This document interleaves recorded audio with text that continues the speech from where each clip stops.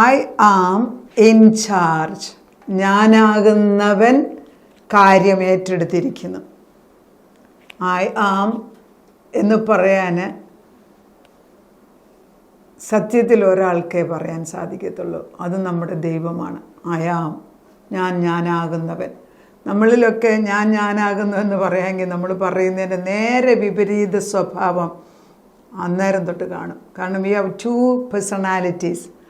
പാപം ചെയ്തതിനാൽ നമുക്ക് 2 വ്യക്തിത്വം കാണുന്നു. ഒന്ന് മാനുഷികമായ വ്യക്തിത്വം, 2 ദൈവികമായിട്ടുള്ളത്.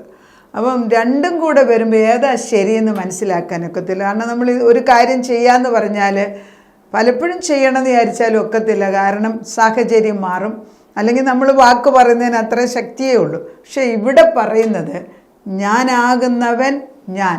അത് എവിടെയാണ് പറയുന്നതെന്ന് നോക്കിയാൽ പുറപ്പാടിനകത്ത് 3-ാം അധ്യായത്തിൻ്റെ 14-ാം വാക്യമാണ് ഞാനിന്ന് എടുക്കുന്നത്. 3:14 ഇങ്ങനെയാണ്. മോശ ദൈവത്തോട് ചോദിക്കുന്നു,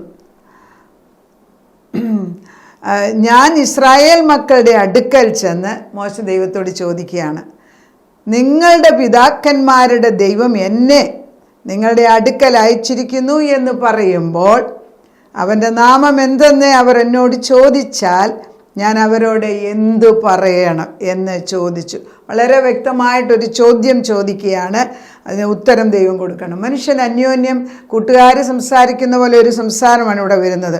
അതിന് ദൈവം മോശയോട് ഞാനാകുന്നവൻ ഞാനാകുന്നു എന്നുള്ളവൻ എന്നെ നിങ്ങളുടെ അടുക്കൽ അയച്ചിരിക്കുന്നു എന്നിങ്ങനെ നീ ഇസ്രായേൽ മക്കളോട് പറയണം എന്ന് കൽപ്പിച്ചു. അവിടെ നിർത്താം. ഞാനാകുന്നവനെന്ന് നിങ്ങൾ ഇന്ന് പറയണം. ആരോട്? ഇസ്രായേലിലെ മൂപ്പന്മാരോട്. അത്ര ധൈര്യമായിട്ട് ലോകം സൃഷ്ടിച്ചവനായ ദൈവം തൻ്റെ ജനതയ്ക്ക് എന്താണ് സംഭവിക്കുന്നതെന്ന് വ്യക്തമായിട്ടും അറിയാവുന്ന ഒരു ദൈവം പറയുകയാണ്, ഞാനാണ് മോശെ നിന്നെ തിരഞ്ഞെടുത്തിരിക്കുന്നത്. ഇതിൻ്റെ പ്രസക്തി എന്താണെന്ന് ചോദിച്ചാൽ നമ്മുടെ ജീവിത ഭാരങ്ങളിൽ കൂടെ ഒരിക്കലും ഒരു ഉത്തരം കിട്ടാൻ സാധ്യതയില്ല എന്ന് എല്ലാ വാതിലുകളും അടഞ്ഞിരിക്കണം. എല്ലാ വാതിലും അടഞ്ഞിരിക്കുന്ന സാഹചര്യത്തിൽ നമ്മൾ മുൻപോട്ട് എങ്ങനെ പോകുമെന്ന് വിഷമിക്കുമ്പം നമ്മുടെ മുമ്പിൽ ദൈവം വന്ന് പറയണം, ഐ ആം ഇൻ ചാർജ്. ഞാൻ ആ വിഷയം ഏറ്റെടുത്തിരിക്കുന്നു. ഇത് വ്യക്തിപരമായിട്ട് ഞാൻ കേട്ട ഒരു ശബ്ദമാണ്. 2 ആഴ്ച മുമ്പ് കർത്താവ് എന്നോട് ദൈവത്തെ ആരാധിച്ചുകൊണ്ട് ദൈവത്തെ സ്തുതിച്ചുകൊണ്ടിരുന്നപ്പോൾ കർത്താവ് എന്നോട് ഓഡിബിളായിട്ട് പറഞ്ഞാണ് ഐ ആം ഇൻ ചാർജ്. അത് കേൾക്കുന്നുടനെ, അതായത് നമ്മുടെ ഉള്ളിൽ നിന്നൊരു ശബ്ദം, എവിടുന്നാണ് ഈ ശബ്ദം വരുന്നതെന്ന് നമുക്ക് എക്സ്പ്ലെയിൻ ചെയ്യാൻ സാധിക്കത്തില്ല. പക്ഷേ വി ഹേർഡ് ഇറ്റ്. അങ്ങനെ കേൾക്കുമ്പം അത് ആരാണ് ഈ പറയുന്നത്? അപ്പോൾ അത്ര വ്യക്തിപരമായിട്ട് നമ്മുടെ ആവശ്യങ്ങൾക്ക് ഇറങ്ങി വരുന്നൊരു ദൈവമുണ്ട് എങ്കിൽ നമ്മുടെ ഓരോ പ്രയാസത്തിലും നമ്മൾ അത് തന്നെ പറയാം, ഐ ആം ഇൻ ചാർജ് എന്ന് ദൈവം പറഞ്ഞു എങ്കിൽ ഞാനെന്തിനാ ഈ ഭാരപ്പെടുന്നത്? അത് ഭാരപ്പെടേണ്ട ആവശ്യമില്ല എന്നുള്ളതാണ് അത് മനസ്സിലാക്കേണ്ടത്. കഴിഞ്ഞ 2 ആഴ്ചയ്ക്ക് മുമ്പ് തന്നെ ഒരു സ്ത്രീ അവരുടെ മോളെയും കൂടെ താമസിച്ചിരിക്കുന്ന സ്ഥലത്തു നിന്ന് ഭർത്താവ് മരിച്ചിട്ട് ആരോ ഒരാൾ സന്തോഷമായിട്ട് ഒരു വീട്ടിൽ കുറച്ച് സ്പേസ് കൊടുത്ത് താമസിപ്പിച്ചെടുത്തു നിന്ന് പെട്ടെന്ന് ഇറക്കി വിടുന്നതായിട്ട് സംഭവിക്കുന്നു. അവർ നമ്മളെ വിളിച്ചിട്ട് എവിടെ താമസിക്കുന്ന തരത്തില്ല, കുഞ്ഞിൻ്റെ പഠിത്തം ആ കൂടെ 10ാം ക്ലാസ്സിൽ പഠിക്കാൻ വന്ന കുഞ്ഞിൻ്റെ പഠിത്തം പ്രശ്നമാകും, എന്ത് ചെയ്യണമെന്ന് അറിയത്തില്ല, എങ്ങനെ മുൻപോട്ട് പോകും. വളരെ വേദനയോടുകൂടി പറഞ്ഞു. നമ്മൾ വാടക കൊടുക്കണം, കൊച്ചിൻ്റെ സ്കൂൾ മാറ്റേണ്ടി വന്ന അത് പ്രശ്നം, ഭർത്താവില്ല, തന്നെ ഒരിടത്ത് പോയി അറിയാൻ വയ്യാത്തൊരു സ്ഥലത്ത് വെറും ഒരു വാടകയ്ക്ക് വേറൊരു വീട്ടിൽ താമസിക്കുമ്പോൾ അതിൻ്റെ സാഹചര്യങ്ങളുടെ പ്രോബ്ലം, ഇതെല്ലാം വന്നപ്പോൾ ഞാൻ പറഞ്ഞു പ്രാർത്ഥിച്ചിട്ട് ദൈവത്തിൻ്റെ ആത്മാവ് എന്തെങ്കിലും പറയുന്നെങ്കിൽ വിളിച്ചു പറയാമെന്ന് പറഞ്ഞു. അങ്ങനെ തന്നെ നമ്മൾ പ്രാർത്ഥിച്ചു. നമ്മൾ വൈകിട്ട് എല്ലാ വിഷയങ്ങളും നമ്മളോട് പറയുന്നവരുടെ വിഷയം ഏറ്റെടുക്കുമ്പം പരിശുദ്ധാത്മാവ് കർത്താവ് തന്നെ വന്ന് ടിക്കിടും, അല്ലെങ്കിൽ സംസാരിക്കും. അപ്പം ദൈവം തമ്പുരാൻ പറഞ്ഞു കാണിച്ചു തന്നത് ഈ കുട്ടി ഒരു ഇരുണ്ട് പിടിച്ച ഒരു കുഴിയിൽ നിൽക്കുകയാണ്. അത് അവിടെ നിന്ന് സ്വർണം പെറുക്കിയെടുത്തുകൊണ്ടിരിക്കുക. പക്ഷെ അത് സ്വർണം പെറുക്കിയെടുക്കുന്നെങ്കിലും അതുകൊണ്ട് മേളിൽ കയറാൻ വയ്യ. അങ്ങനെ കുറച്ച് കഴിയുമ്പോൾ കർത്താവ് തന്നെ കടന്നു വന്നിട്ട് അതെല്ലാം കരിച്ചു കളഞ്ഞേച്ച് അതിനെ പിടിച്ച് മുകളിൽ കയറ്റി നേർവഴിക്കാക്കുന്നതായിട്ട്. അത് കണ്ടപ്പം ഞാൻ തിരിച്ചു വിളിച്ചു പറഞ്ഞു, ഇതാണ് ദൈവം കാണിക്കുന്നത്, ഭാരപ്പെടണ്ട. അനേകരെ അവർക്ക് വേണ്ടി പ്രാർത്ഥിച്ചു. പക്ഷേ ഇന്നലെ അവർ വിളിച്ചു പറഞ്ഞു, അതിശയകരമായ വിധത്തിൽ സ്കൂളിൻ്റെ അടുത്ത് തന്നെ താമസിക്കാൻ, കുറച്ച് നാളത്തേക്ക് താമസിക്കാൻ വാടകയ്ക്ക് ഒരു റൂമും ഒരു ഫെസിലിറ്റിയും കൂടെ കിട്ടിയെന്ന്. അപ്പം ഞാൻ പറയുന്നത്, അവരുടെ കണ്ണിൻ്റെ മുമ്പിൽ നോ ഓപ്പണിങ് അറ്റ് ഓൾ. അങ്ങനെ എത്ര പേര് എത്രയോ കാര്യങ്ങളിൽ നമുക്കൊരു വാതിൽ തുറക്കാതെ കിടക്കുന്ന സാഹചര്യങ്ങളിൽ കർത്താവ് നമ്മളോട് പറയണം, ഐ ആം ഇൻ ചാർജ്.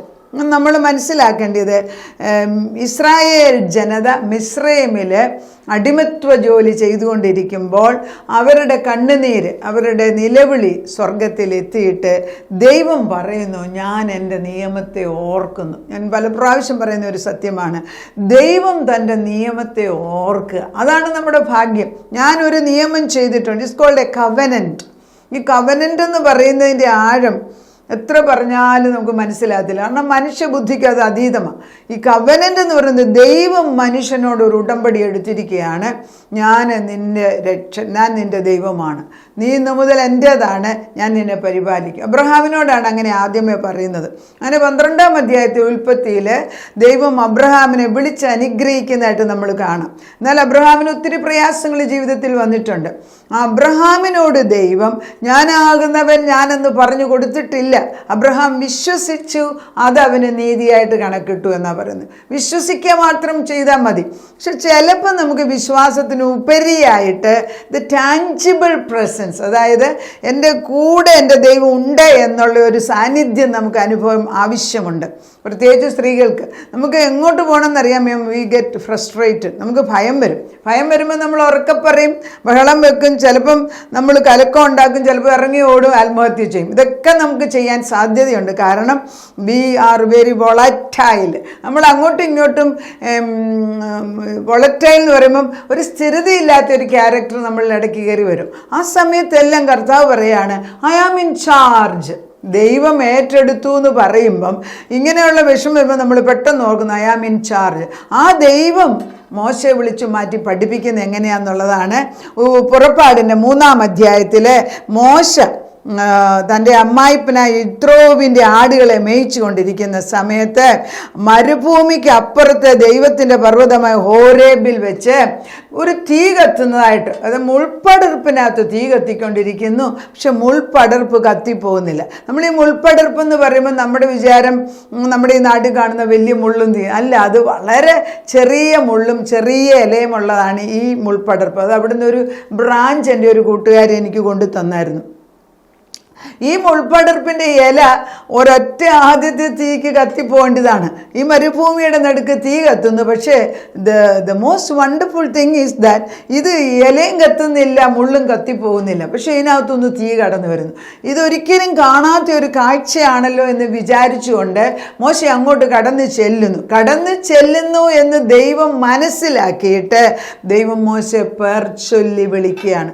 ഇതാണ് ഞാൻ പറയുന്നത്. ദൈവം നമ്മളെ കരുതുന്നു എന്ന് ഒരാൾ, ഇന്നിപ്പോൾ ഈ വചനം വരുമ്പം നിങ്ങളെ ദൈവം കരുതുന്നു എന്നൊരു വാക്യമാണ് നിങ്ങളുടെ ഹൃദയത്തിൽ തൊടുന്നത് എങ്കിൽ start acting in the faith. വിശ്വാസത്തിൽ കാലുവെക്കണം.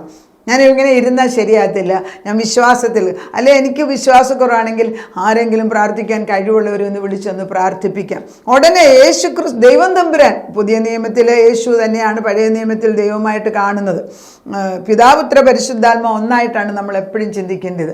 സോ പുതിയ നിയമത്തിലാണ് യേശു എന്ന പേരിൽ വെളിപ്പെടുത്തുകയും മനുഷ്യരൂപത്തിൽ വന്നു എന്ന വ്യത്യാസമേ ഉള്ളൂ. They are always one in three. 1, 3, 3 ഒന്നായിട്ടുമാണ് നമ്മുടെ മനസ്സിലിരിക്കേണ്ടത്. അപ്പം പിതാവാം ദൈവത്തിൻ്റെ ആത്മാവ് ഒരു ദൈവദൂതനിൽ കൂടെയാണ് ഇത് പ്രവർത്തിക്കുന്നതെന്ന് വചനം പറയുന്നു. അതായത് അവൻ നോക്കിയാറ് മുൾപ്പടർപ്പ് തീ പിടിച്ച് കത്തുന്നതും മുൾപ്പടർപ്പ് വെന്തു പോകാതിരിക്കുന്നതും കണ്ടു. മുൾപ്പടർപ്പ് വെന്തുപോകാതിരിക്കുന്ന ഈ വലിയ കാഴ്ച എന്തെന്ന് ഞാൻ ചെന്ന് നോക്കട്ടെ എന്ന് മോശ പറഞ്ഞു. നോക്കേണ്ടതിനെ അവൻ വരുന്നത് യഹോവ കണ്ടു. That's exactly the point. ദൈവം ഒരു കാര്യം പറയുമ്പോൾ അതിൽ വിശ്വസിച്ചേ നിങ്ങൾ നടക്കുമോ, എഴുന്നേൽക്കുമോ, ഇരിക്കുന്ന സാഹചര്യം. മോശ അത് കാണാനായിട്ട് തിരിച്ച നിമിഷത്തിൽ ദൈവത്തിന് സന്തോഷമുണ്ട്. ദൈവം പറയാണ്, ദൈവം നോക്കട്ടെ എന്ന് നോക്കേണ്ടതിന് അവൻ വരുന്നത് യഹോവ കണ്ടപ്പോൾ ദൈവം മുൾപടർപ്പിൻ്റെ നടുവിൽ നിന്ന് അവനെ മോശേ മോശേ എന്ന് വിളിച്ചു. അവിടെ നിർത്താം. നമ്മുടെ ആവശ്യങ്ങൾക്ക് വേണ്ടി എല്ലാ ദിവസവും നമ്മുടെ മുമ്പിൽ ഒരു വലിയ വെളിച്ചമായിട്ട്, സത്യം പറഞ്ഞാൽ ദൈവത്തിൻ്റെ പരിശുദ്ധാത്മാവ് ഈ മൺപാത്രമാകുന്ന നമ്മളിൽ ഈ അത്യന്തം മഹാശക്തിയാകുന്ന പരിശുദ്ധാത്മാവ്, അത് ദൈവത്തിൻ്റെ ആത്മാവ് തന്നെ, നമ്മൾ ഏത് സാഹചര്യത്തിൽ കൂടെ പോകട്ടെ, വിശ്വാസിയാണോ നിൻ്റെ ഉള്ളിലുണ്ട് ദൈവത്തിൻ്റെ ആത്മാവ്, നമ്മളെ പേർ ചൊല്ലി വിളിക്കുകയല്ലേ എന്ന്. നമ്മളെ പേർ ചൊല്ലി വിളിക്കുമ്പം ദൈവത്തിൻ്റെ ശബ്ദം നമ്മൾ കേൾക്കുന്നുണ്ടോ? കർത്താവ് പറയണേ, ഞാൻ ഈ നിൻ്റെ കൂടെ ഉണ്ട് എന്നുള്ള ഉറപ്പ് നിനക്ക് വന്നാൽ ഏത് പ്രയാസവും നമുക്ക് രണ്ടുപേർക്കൂടെ ഒന്നിച്ച് പരിഹരിക്കാം. ആ ഒരു വിശ്വാസം മോശയ്ക്ക് കൊടുക്കുന്നതായിട്ടാണ് നമ്മൾ ഈ 3-ാം അധ്യായത്തിൽ പുറപ്പാടി കാണുന്നത്. മോശയോട് ചുമ്മാതെ പറഞ്ഞു വിടുക അല്ല ചെയ്തത്.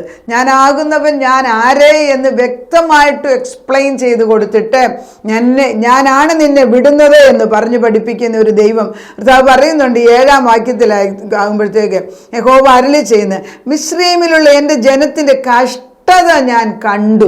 എൻ്റെയും നിങ്ങളുടെയും കഷ്ടത കാണുന്ന ഒരു ദൈവം ഇറങ്ങി വന്നിരിക്കുകയാണ്, ഞാൻ കണ്ടിരിക്കുന്നു എന്ന് പറയുന്നു. അത് കഴിഞ്ഞിട്ട് പറയുന്നു, ഊഴിയ വിചാരകന്മാർ നിമിത്തമുള്ള അവരുടെ നിലവിളിയെ കേട്ടു.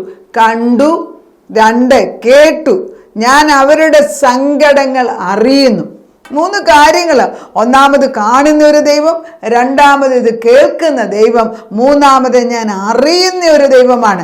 ഞാൻ അറിയുന്ന ദൈവമാണ് എങ്കിൽ ഞാൻ നിൻ്റെ കൂടെ ഇറങ്ങി വന്നിരിക്കുന്നു എന്നാണ് ദൈവം പറയുന്നത്. I am who I am in charge എന്ന് പറയുമ്പം എന്നെ ഇനി തന്നെ വിടുകയില്ല, നിങ്ങളെ ആരും തന്നെ വിടുകയില്ല. ഇരിക്കുന്നിടത്തുനിന്ന് എഴുന്നേൽക്കുക. നിങ്ങളുടെ ഏത് പ്രശ്നമാണെങ്കിലും ഈ പുറപ്പാടിൻ്റെ 3-ാം അധ്യായം എടുത്ത് വായിച്ചിട്ട്, കർത്താവേ ഇതാണോ നീ എനിക്ക് തരുന്ന ഉത്തരം? പലപ്പോഴും നമ്മൾ പല ദൂത് കേൾക്കുന്നുണ്ട് എങ്കിലും നമുക്കുള്ള ദൂത് എന്ന് ആത്മാവ് പറയിപ്പിക്കുമ്പോൾ അതിൽ ഉറച്ചു നിൽക്കാനുള്ള ബലം കർത്താവാണ് ഇട്ട് തരുന്നത്. അത് പ്രാപിച്ചെടുത്തേ പറ്റത്തുള്ളൂ. അവിശ്വാസത്തിൻ്റെ ആത്മാവിനെ അടിച്ചു മാറ്റി വിശ്വാസത്തിൻ്റെ നായകനും പൂർത്തീകരിക്കുന്നതിന് ക്രിസ്തുവിനെ മാത്രം നോക്കിക്കൊണ്ട് മുൻപോട്ട് പോകാൻ തയ്യാറായാൽ എന്ത് തീക്കകത്ത് പോയാലെന്ന, സിംഹത്തിൻ്റെ നടുവിൽ ചെന്ന് വീണാലെന്ന, ചെങ്കടലിൻ്റെ വാതുക്ക വന്ന് നിന്നാലെന്ന, ആ ദൈവം എൻ്റെ കൂടെ ഉണ്ട്. ഇല്ലേ? കർത്താവ് പറയുന്നില്ലേ, ഈ ഭൂമിയിലുള്ള സകല വെള്ളത്തെയും അവൻ്റെ കയ്യിൽ, ഉള്ളം കയ്യിൽ വഹിക്കുന്ന ദൈവം പറയുകയാണ്, ഇതൊന്നും എനിക്ക് പ്രയാസമല്ല. പക്ഷെ നമുക്ക് നമ്മുടെ ഒരു പ്രയാസം വരുമ്പോൾ നമ്മളെപ്പോഴും ചിന്തിക്കുന്നത് എന്തോ, എൻ്റെ അത്രയും പ്രയാസം ഈ ലോകത്തിൽ ആർക്കുമില്ല. പക്ഷേ ഭാരങ്ങളും പ്രയാസമില്ലാത്ത ഒരു ജീവിതമില്ല. ദൈവം എല്ലാവർക്കും A measure of faith and A measure of problems are also given.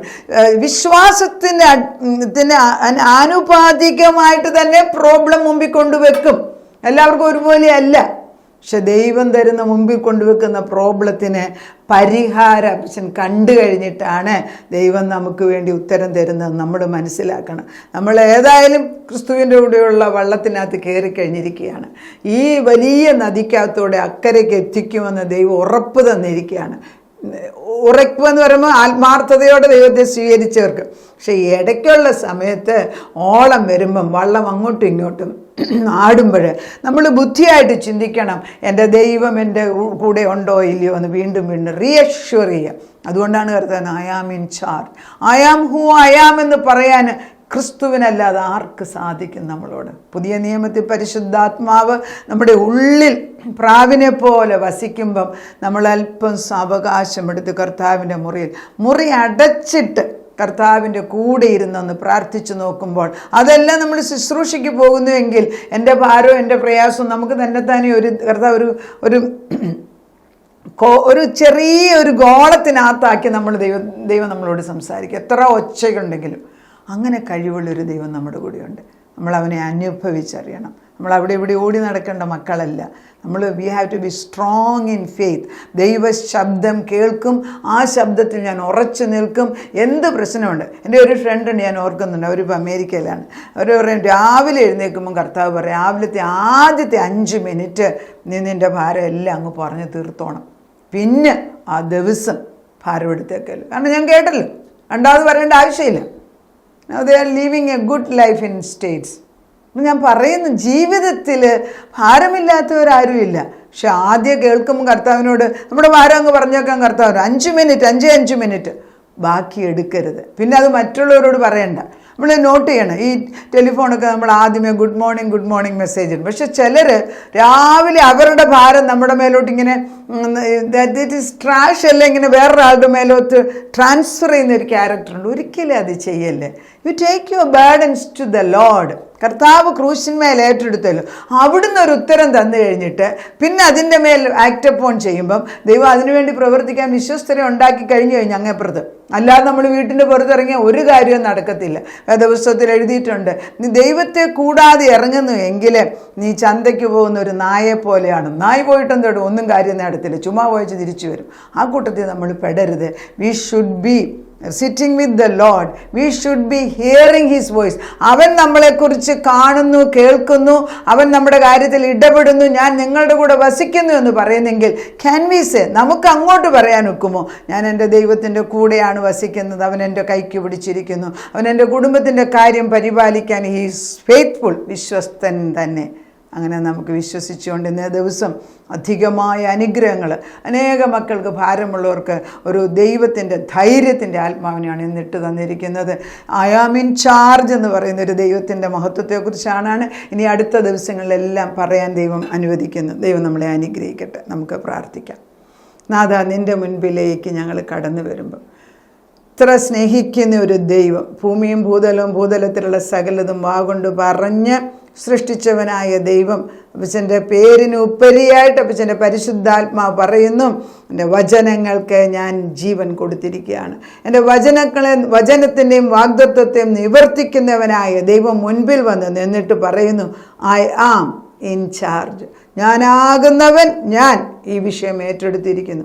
അത് കഴിയുമ്പോൾ ഇവിടുന്ന് കണ്ണി പോലെ ഓരോരുത്തരെ കൊണ്ടുവന്ന് കർത്താവ് എല്ലാം ചന്ത ഉചിതമായിട്ട് ചെയ്ത് തീർത്ത് അപ്പച്ചനത് മനോഹരമായ ഒരന്ത്യത്തിലേക്ക് കൊണ്ടുവരുന്നതിന് ഞങ്ങൾ നിന്നെ നന്ദിയോടെ സ്തോത്രം ചെയ്യുന്നു. ഈ പ്രയാസ സമയത്ത് ഞങ്ങൾക്ക് നിന്നെ കൂടുതൽ അടുത്തറിയാനുള്ളൊരവസരമാക്കി മാറ്റുമ്പോൾ ദുഷ്ടനടുക്കത്തിൽ ഓരോ ഇഞ്ച് ഞങ്ങൾ ആത്മാവിൽ വിശ്വസ്തയോടെ മുൻപോട്ട് കയറുമ്പം ദുഷ്ടശക്തികൾ, കറുത്ത ഡാർക്ക് ഫോഴ്സസ്, ദുഷ്ടപിശാച് നമുക്ക് മുമ്പിൽ തടസ്സം കൊണ്ട് വെക്കുന്നുണ്ടെങ്കിലും അവയെല്ലാം അതിജീവിച്ച ദൈവശക്തി ഞങ്ങളുടെ കൂടെ നിൽക്കുന്നതിനാൽ, ഐ ആം ഇൻ ചാർജ് എന്ന് പറഞ്ഞ ദൈവശക്തി ഞങ്ങളുടെ കൂടെ നിൽക്കുന്നതിനാൽ ഭയപ്പെടേണ്ട, ഞാൻ നിൻ്റെ കൂടെയുണ്ട്, ഭ്രമിച്ച് നോക്കണ്ട, ഞാൻ നിൻ്റെ ദൈവമാവുന്നു, ഞാൻ നിന്നെ ശക്തീകരിക്കും, ഞാൻ നിന്നെ ബലപ്പെടുത്തും എന്ന് പറയുന്ന വചനം ഞങ്ങളുടെ മുൻപിൽ എഴുതപ്പെട്ടിരിക്കുന്നതിനാൽ സ്തോത്രം. ആർക്കൊക്കെയാണ് ഭാരമുള്ളതെന്ന് വെച്ചാൽ അവരുടെ നെറ്റിമേൽ നിൻ്റെ വിശുദ്ധ രക്തത്തിൻ്റെ മുദ്രയിട്ടിട്ട് അപ്പച്ചൻ്റെതാക്കി മാറ്റിയിരിക്കുന്നതിനാൽ സ്തോത്രം. അനേക മക്കളുടെ മുമ്പിലുള്ള ഭാരങ്ങൾ അഴിഞ്ഞു പോട്ടെ കർത്താവേ. അതേ കർത്താവേ, ഞങ്ങൾ ഒന്നാണ് ചെയ്യുന്നതിൻ്റെ വചനം കൊണ്ട്. കർത്താവേ, ലാസറസിനെ കെട്ടിവെച്ചിരിക്കുന്നത് പോലെ അപ്പച്ചനെ ഉയർത്തെഴുന്നേൽപ്പിച്ച് മുമ്പിൽ കൊണ്ടുവന്ന് നിർത്തിയിട്ടുണ്ട്. പക്ഷേ ആ കെട്ടുകളെങ്കിലും ഒന്ന് അഴിച്ചു കൊടുക്കാനുള്ള ബലം, അവിശ്വാസം ഞങ്ങൾക്ക് ഇട്ടുതരണമെന്ന് പ്രാർത്ഥിക്കുന്നു. കല്ലുരുട്ടി മാറ്റാനും കെട്ടുകൾ അഴിച്ചു മാറ്റിയിട്ട് വീണ്ടും സ്വതന്ത്ര ജീവിതത്തിലേക്ക് യേശുവിൽ ജീവിപ്പാൻ നീ ജയത്തിൻ്റെ ജീവിതം കൊടുക്കുവാൻ തക്കാണ് വന്നിരിക്കുന്ന യേശുവിനെ കാണിച്ചു കൊടുക്കുക ചെയ്യുന്നത്. അതിനത് ഏറ്റെടുത്തിരിക്കുന്നതിനാൽ സ്തോത്രം. പ്രാർത്ഥന കേട്ട് ഉത്തരം തന്ന ദൈവത്തിന് നന്ദി. യേശു ക്രിസ്തുവിൻ്റെ പൊന്നുനാമത്തിൽ തന്നെ ആമേൻ.